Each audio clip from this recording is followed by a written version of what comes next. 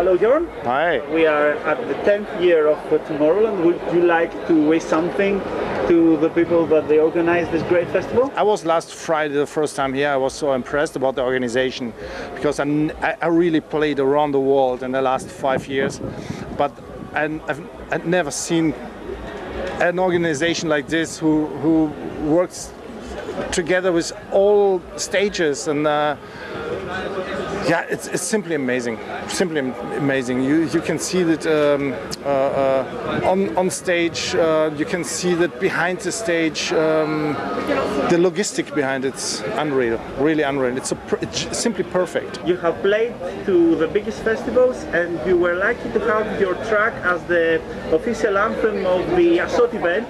At first, I was really surprised because.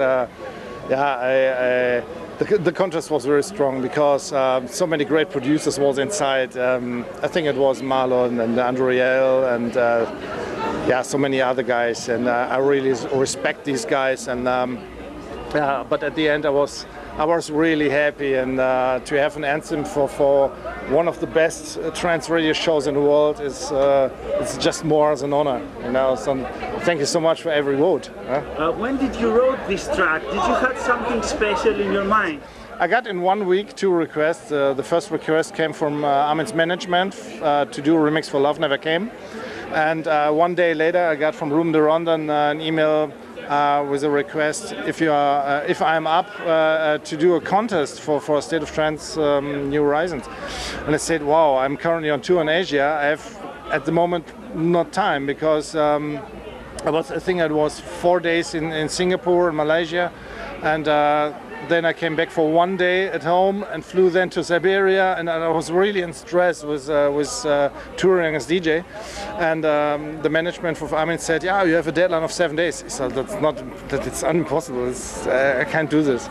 Okay, I will do some extra days on top, so you can do this in 20 days, 21 days. And Ruben said to me, "You can do it by the end of the week, end of the month." Sorry.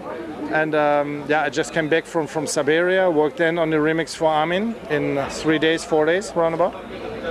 And then I had no idea what to do for the anthem because I was 3 days in my studio. I had no idea what to do with melodies, to search some nice plugins. I had really no idea because that was not a remix or not just a track. It was an anthem, and an anthem is for me a very special thing, you know. And after 3 days, I tried so many ideas to work it out, and I put it back to the bin. And then, finally, after 3.5 days like this, I found a nice melody, a nice chord. I worked it out, and then in the end, I gave it then to a State of Trance, to the crew, and they released it 1 day later. And I saw the clicks on SoundCloud, so wow, what's that? After 3 days, 4 days, so much clicks, much more as Andriel or Marlo. I said, wow, that is a good sign. That's a very good sign. And at the end, it became a very nice anthem. I think it's a song for everyone. And it was a big step for me also. It was a great help for my career. It was at the end. One of my top productions I've ever did. If we have to search for producers who produce this pure trance sound, for me, Jorn Van Deynhoven is the one of them. Thank you so much. Why you stay faithful at the pure trance sound then? The thing is, I try to produce my own hand sign, you know. So I really like also some nice dub elements, but that's not my thing. My thing is to have a nice break, to have a nice euphoric sound inside, a nice lead sound, and that makes my sound specific at the end. And I see at the moment so many, I said uplifting producers turns now to psytrance or like this. I don't like the style. Sometimes it's nice to listen. It's nice to listen sometimes, but it's not my feeling, you know. So my feeling is to have a nice euphoric break. Exactly. That's the thing, you know, with many lines of exactly. And I think at the end the success came that I tried to produce with my own hand sign. I tried to go my own way. And this helps you a lot because you stay faithful to what you want to do. Yeah, for me, I learned also a lot in the last years. In the first years, I produced a lot of remixes, as example. Most of them was played only on radio shows. Then I had a problem as DJ. When I played as DJ then, I had no tracks for me as DJ to play, mostly vocal trance tracks. And that was not the way to go. And I considered then, what can I do? And Spotlight, as example, was the first club track I did for my profile. And I said, wow, it works much better at the remixes and the productions I did before, like Fastlane or Godspeed or whatever. And then I had with Spotlight a very nice melody. I think it was a nice club track. And the follow-up was Headliner, and Headliner was much more successful as Spotlight. They said, wow, that's the way to go. And I tried to put the tempo a little bit down to make it much clubby at the end, much more clubby at the end. And yeah, I think it works. And I did now 5 or 6 great club tracks.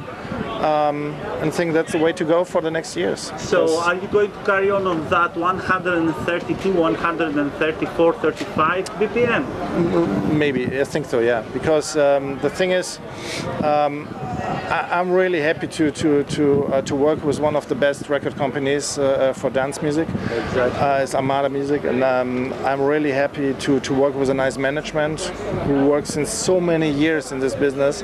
And when I travel then around the world, yeah, I see what kind of music is very popular. And I really love uplifting trance, but I see on the big festivals, on the big events, uplifting has no hope, eh? Yeah, to be honest, that's a true word. Eh? Okay. Yeah. What tracks are we going to wait from you? Do you have any releases coming soon? Not coming soon. I had currently a very nice progressive trance tracks, also in the Beatport trance charts. It's called Lazy Sundays. Oh yes, it's wonderful. Vito, eh? It's a nice track. Yeah, Vito sent me 1.5 years ago a nice melody. And said, man, maybe it's something for you. And I said, wow, I'm working on my album, so let's work it out. And I worked it out then in my studio. And I considered first to make it for my album. But 2 months ago, I considered then to release it as own single. And it's now on position 15. It works well, so I hope... It's really beautiful. Are you going to carry on producing progressive trance? Yeah, I love it too. Like so I produced a lot of progressive trance tracks in the first years. So I'm a producer. I'm not just an uplifting DJ or producer. I'm a producer. I produce all kind of stuff. You know, I can produce also hardcore. It's also not a problem for me. So okay. So you love producing then in your studio. How much time do you spend in your studio? For production or? For production. It depends sometimes. So the thing is, when I have deadlines, it's very easy for me to fulfill the deadlines in 2 days or 3 days. But sometimes I work currently on a rework.